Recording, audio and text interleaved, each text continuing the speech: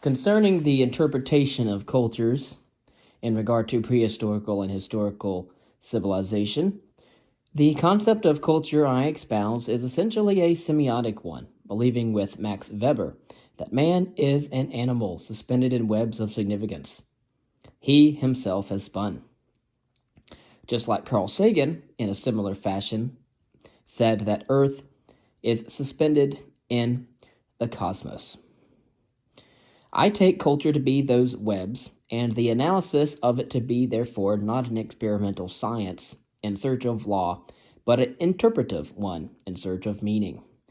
It is, in essentially, a hermeneutic problem. It is an explication I am after, constructing social expressions on their surface enigmatical. The concept of culture has its impact on the concept of man. When seeing as a set of symbolic devices for controlling behavior, extrasomatic sources of information, culture provides the link between what men are intrinsically capable of becoming and what they actually, one by one, in fact become. Becoming human is becoming individual, and we become individual under the guidance of cultural patterns, historically created systems of meaning in terms of which we give form, order, point, and direction to our lives. And the cultural patterns involved are not general but specific, not just marriage, but a particular set of notions about what females and males are like, how spouses should treat one another, or who should properly do this or that.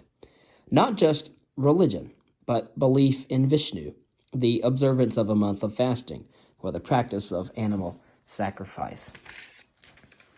The fact is that to commit oneself to a semiotic concept of culture and an interpretive approach to the study of it is to commit oneself to a view of ethnographic assertion as essentially contestable.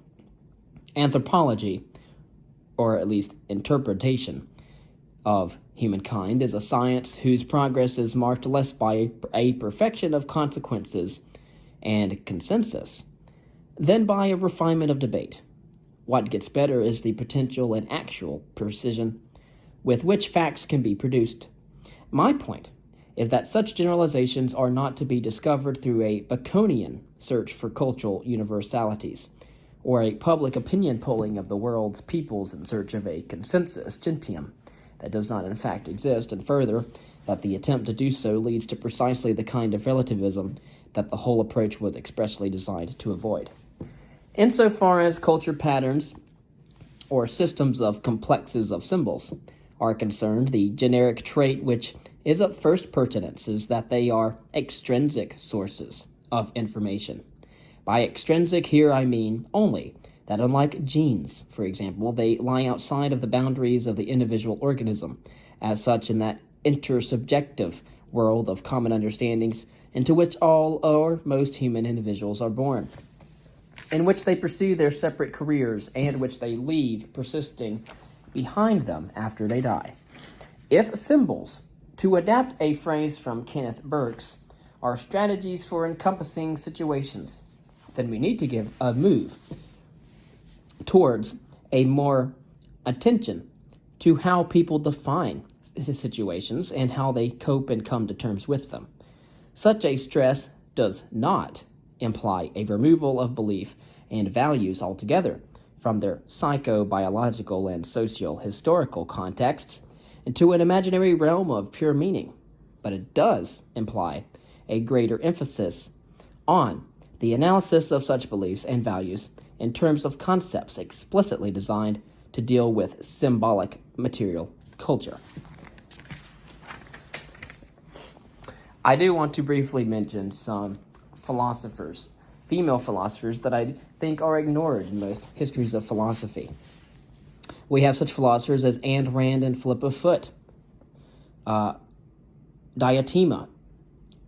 Banzhao, Hypatia, Mary Astell, Mary Wollstonecraft, Harriet Taylor Mill, George Eliot, also known as Mary Ann Evans, Edith Stein, Hannah Arendt, Simone de Beauvoir, Iris Murdoch, Mary Migdally, Elizabeth Anscombe, Mary Warnock, Sophie Bocetta or Bacede, Aluo, Angela Davis, Iris Marion Young, Anita Lowe Allen, or L. Allen, and Ziza Al Hebri.